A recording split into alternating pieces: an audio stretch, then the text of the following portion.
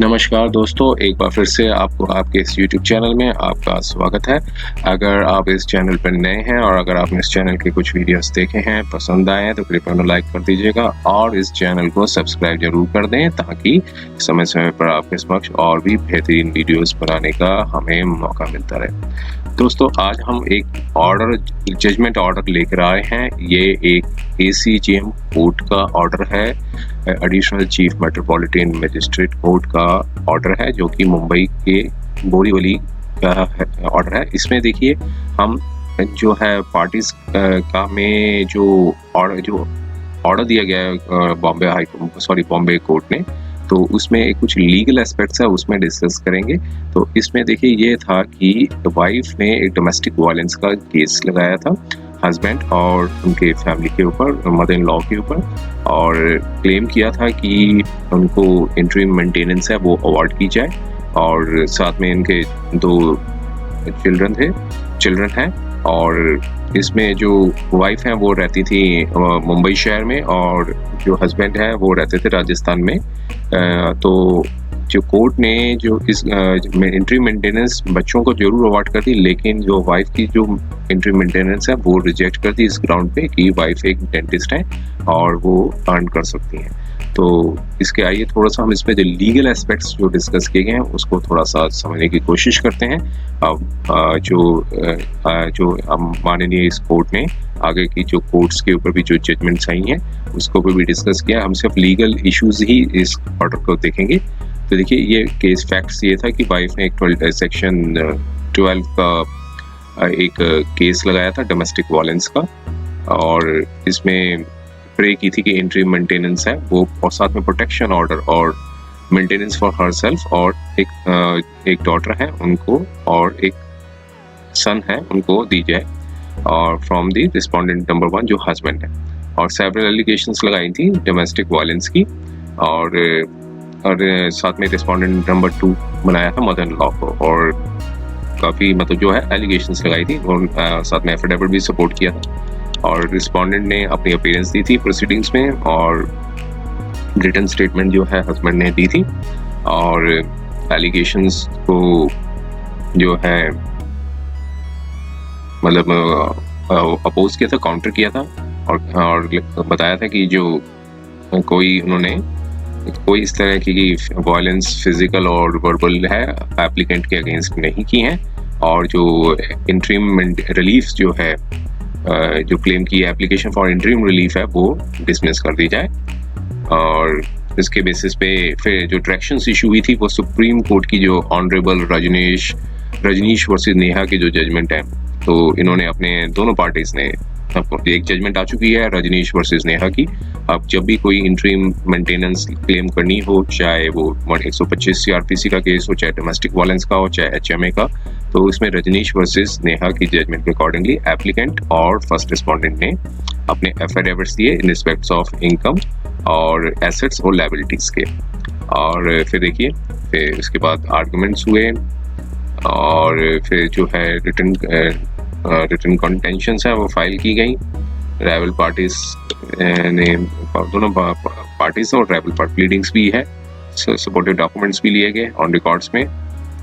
और अब यहाँ पे ये निकल के आया कि जो फैमिली थी एप्लीकेंट की वो एक सेटल्ड है बॉम्बे में, और इसके बाद बताया कि जो मैरिज जो है वो राजस्थान में परफॉर्म हुई थी सो डेट को 2015 में, और जो फैमिली मेंबर्स हैं रिस्पोंडेंट और जो उनके जो फैमिली मेंबर्स हैं वो राजस्थान में ही रहते हैं, और कपिल जो हैं वो जॉइंट फैमिली में रहे थे, और टिल सेपरेशन जब 2018 तक सो डेट को। और फर्स्ट चाइल्ड जो है सो डेट को 2016 में बॉर्न हुआ, सेकंड चाइल्ड सो डेट को 2018 में बॉर्न हुई। और सेपरेशन का कारण ये बताया कि डोमेस्टिक वायलेंस हुई थी, और इसी की वजह से जो वुमेन है उनको घर छोड़ना पड़ा, ऐसा एलिगेशंस में बताया। और फिर वो मुंबई में रह रही हैं, और सन एंड डॉटर भी जो है उनकी केयर एंड कस्टडी में है, और वो मेंटेन कर रही हैं और उनके पेरेंट्स मेंटेन कर रहे हैं। और अब हस्बैंड के जो वर्जन सुना गया और हस्बैंड ने कहा कि जो वाइफ है वो अपने घर से खुद छोड़ के गई हैं और सेकंड डिलीवरी से छोड़ के चली गई। उसके बाद जो है वो मैट्रिमोनियल हाउस में नहीं आई कई एफर्ट्स करने के बाद भी, और वो चाहती थी कि जो हस्बैंड है और उनकी जो फैमिली है वो मुंबई में सेटल्ड हो जाए, जो कि उनके लिए पॉसिबल नहीं है। और हस्बैंड ने एक पिटीशन भी फाइल की थी रेस्टिट्यूशन कॉजिनल राइट्स की फैमिली कोर्ट में। अब उसके बाद देखिए फिर उसे बताया कि अप्रैल जब समन इशू हुआ तो फिर उसके बाद वाइफ ने एक कंप्लेंट फाइल कर दी मुंबई में अंडर मतलब मुंबई पुलिस स्टेशन में 498, 406, 323, 504, 506 और एक साथ में डीबी का भी केस लगा दिए। और इसके बाद देखिए फिर ये एप्लीकेंट ने सबमिशंस दी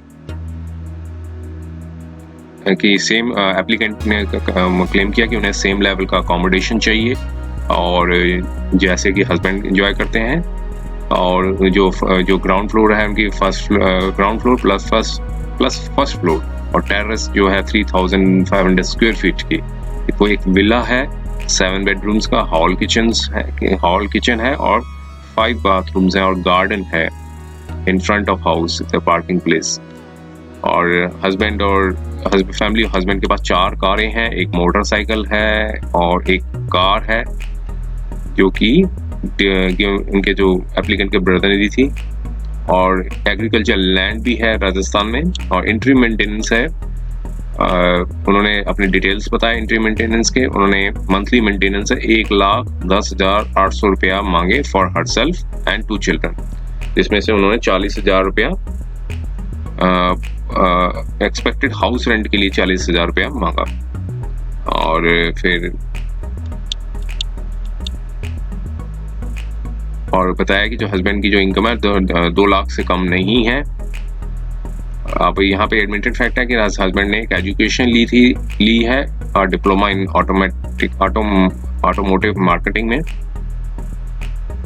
और फर्स्ट रिस्पोंडेंट जो हस्बैंड है उन्होंने बताया कि जो वाइफ है, जो फर्स्ट रिस्पोंडेंट जो हस्बैंड है उन्होंने बताया कि जो वाइफ है वो डॉक्टर है, वो प्रैक्टिस कर रही है मेडिकल प्रोफेशन डेंटिस्ट में, कई हॉस्पिटल्स में अटैच है और इन नंबर ऑफ हॉस्पिटल्स। हाँ कर रही नहीं, मतलब उन्होंने प्रैक्टिस की है कई नंबर ऑफ हॉस्पिटल्स मुंबई में, और वो कैपेबल है, अर्न कर सकती है, मेंटेन कर सकती है अपने आप को।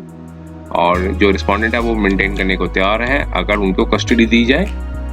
और प्रोटेक्शन ऑर्डर जो है क्या है कि प्रोटेक्शन ऑर्डर जो रजिस्टर्ड किया कि जो कम्युनिकेशन ही एक सोर्स है, उनके साथ कोई कांटेक्ट में नहीं है, तो सिर्फ कम्युनिकेशन ही कर रहे हैं। और ऑलरेडी वो ये राजस्थान में रहे हैं तो कोई किसी तरीके का offence, commission of offence against the applicant possible नहीं है। और फिर साथ में सबमिशंस दी कि जो प्राइम फेशियल केस है वो नहीं बनता है क्योंकि, और इसलिए उनको इंटरिम रिलीफ जो है नहीं मिलनी चाहिए। और ये जजमेंट्स पर रिलाई किया honourable Madhya Pradesh high court की ममता जायसवाल वर्सेस राजेश जायसवाल की, और ये जजमेंट्स के ऊपर रिलाई किया। फिर दूसरी जजमेंट्स जो रिलाई किया शांति वासुदेव AIR 2005 कर्नाटका की। फिर तीसरी honourable high court Sanjay Bhardwaj and others versus state की। ये सारे जजमेंट्स पर रिलाई किया। और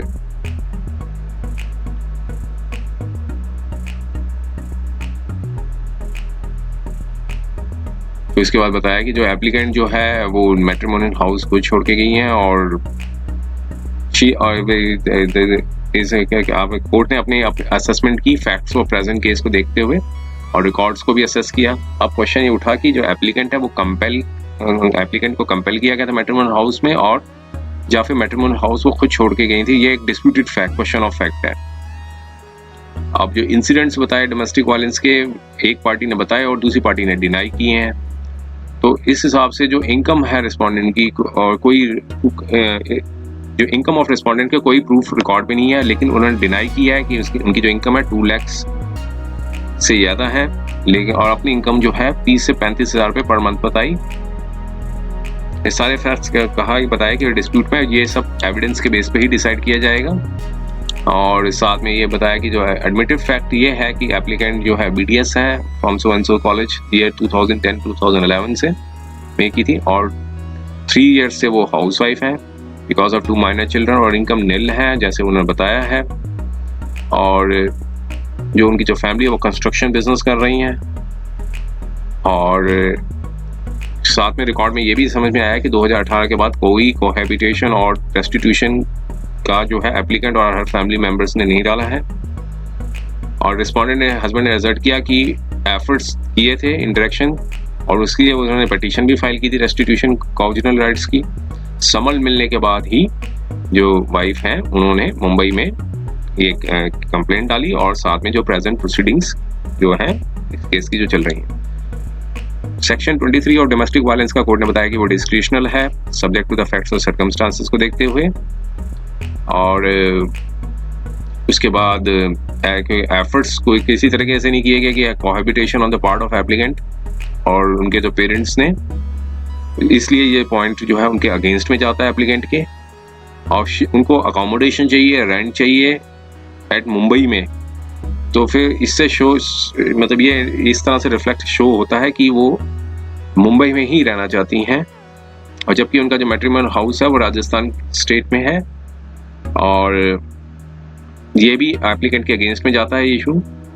और प्रेजेंटली वो अपने पेरेंट्स के साथ रिसाइड कर रही हैं। इट मीन्स कि वो अपने रिसाइड कर रही हैं हाउस में जो उनका पूरा राइट बनता है एज जो लॉ जो है वो डॉटर और सन को इक्वली ट्रीट करता है in the rights of the properties of the parents. Parents की जो प्रॉपर्टीज पे जो दोनों का राइट बराबर रहता है इसलिए वो अपने घर में रह रही हैं। तो एप्लीकेंट इस सारे व्यू को देखते हुए एप्लीकेंट को कोई रेजिडेंस ऑर्डर की रिलीफ नहीं मिलनी चाहिए। अब चिल्ड्रन के बारे में बताया कि जो चिल्ड्रन है वो 5 ईयर का 3 ईयर्स का, जो एप्लीकेंट है वो डॉक्टर हैं, वो मैट्रिमोनियल सिटी मुंबई में रह रही हैं और वो मेडिकल प्रोफेशन में है एज ए डेंटिस्ट। तो उनको आसानी से अपॉर्चुनिटी मिल सकती है कि वो जॉब कर सकती हैं मुंबई में। और क्वालिफाइड एप्लीकेंट जो रेशोज ऐसे जो क्वालिफाइड एप्लीकेंट है जो रेशोज बताई हैं अबव, तो ऐसे में इसको कंसिडर करते हुए वो एंटाइटल नहीं है मेंटेनेंस फ्रॉम द हस्बैंड इस प्रेजेंट केस में। प्रोटेक्शन अब इसमें इसलिए इस ग्राउंड पर उन्होंने जो है वो मेंटेनेंस भी डिनाई कर दी, मतलब अवार्ड नहीं की, रेजिडेंस ऑर्डर भी रिजेक्ट कर दिया, मेंटेनेंस का भी कर दिया। और प्रोटेक्शन ऑर्डर में भी बताया कि कोई प्राइम फेशिया केस है वो नहीं बनता है क्योंकि इसलिए कोई प्रोटेक्शन ऑर्डर भी जो है वो नहीं दी रिलीफ दी। अब रिलीफ मांगी स्त्री धन और other relief composition in the monetary terms, तो वो भी एविडेंस के बेस पे डिसाइड किया जाएगा at the time of the final disposal of case में। अब अनडाउटली सन एंड डॉटर के बारे में बताया कि जो सन एंड डॉटर जो हैं वो एप्लीकेंट की कस्टडी में है और रिस्पोंडेंट की जो ड्यूटी एक फादर है वो मेंटेन करने की वो लीगल बाउंड ड्यूटी पे है। और उन्होंने कोई अभी तक एक्सपेंसेस नहीं दिया किड्स को। एफिडेविट पे देखा जाए इनकम और एसेट्स को देखते हुए उनकी जो इनकम जो बताई है 35,000 है और एक्सपेंसेस जो हैं वो दिखाए गए हैं 40,000 प्लस में। तो वो डिटेल और स्पेसिफिक मैनर में नहीं है, इसलिए वो बताया कि वो मैन पावर सप्लाई बिजनेस में है, वो जो कि एक एडमिटेड फैक्ट है। कोई स्पेसिफिक डिटेल्स नहीं बताए हैं इन्होंने। और इसी अवार्ड्स पे जो एप्लीकेशन जो है पार्शली अलाउ कर दी इस टर्म्स एंड कंडीशंस पे कि जो अवार्ड थी बच्चों को वो 10,000 रुपीज़ अवार्ड कर दी गई और एंट्री मेंटेनेंस थी एप्लीकेंट की वो रिजेक्ट कर दी।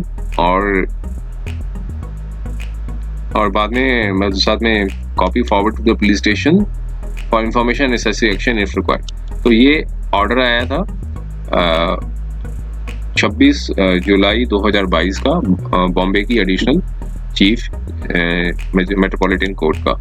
उम्मीद है ये वीडियो आपको पसंद आया होगा। अगर पसंद आया तो कृपया इसे लाइक कर दीजिएगा और इस चैनल को सब्सक्राइब जरूर कर दें ताकि समय समय पर आपके समक्ष और भी बेहतरीन वीडियोस बनाने का हमें मौका मिलता रहे। समय देने के लिए बहुत बहुत धन्यवाद।